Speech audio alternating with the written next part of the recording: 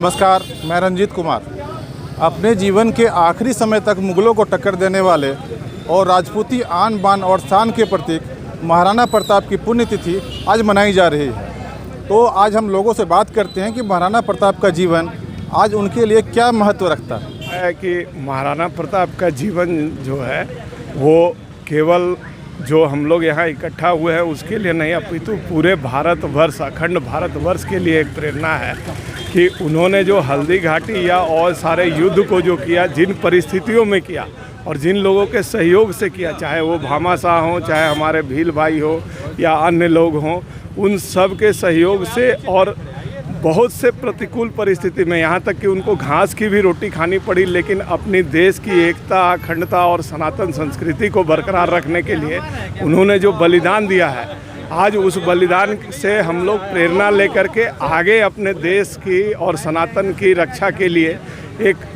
कार्य आरंभ करें। उस उद्देश्य से इस तरह का कार्यक्रम का आयोजन किया जाता है और ये महाराणा प्रताप चौक का सुंदरीकरण और उसका और भी ज़्यादा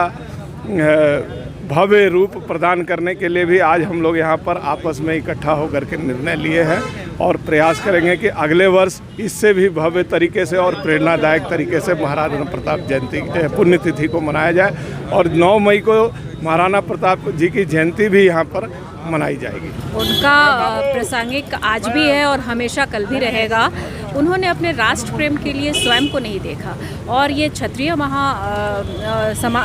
समाज से आते हैं, इसलिए हमारे लिए तो विशेष गर्व की बात है कि वो हमारे प्रतिनिधित्व करते थे और उन्होंने सिर्फ अपने क्षत्रिय समाज के लिए नहीं, पूरे राष्ट्र के लिए किया और अपने को पीछे रख के किया है। आज के समय में हर युवा को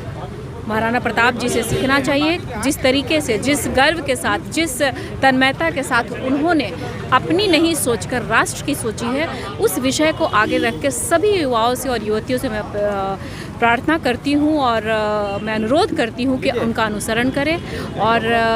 राष्ट्र गौरव में अपना योगदान दें। महाराणा प्रताप जी का जीवन संघर्ष से भरा रहा है, लेकिन फिर भी उन्होंने संघर्ष में भी अडिग रहे। जो उनका उद्देश्य था उसकी पूर्ति के लिए, चूँकि क्षत्रिय समाज से आते हैं और क्षत्रिय का मतलब ही होता है दूसरे को छाया देना, इन्होंने अपनी विकट परिस्थिति में भी कह सकते हैं कि इन्होंने घास की रोटी खाई, लेकिन ये दुश्मनों के सामने अपना समर्पण नहीं किए। तो इनसे बहुत कुछ प्रेरणा लेकर के आज के युवा को आगे बढ़ना चाहिए और देश की रक्षा और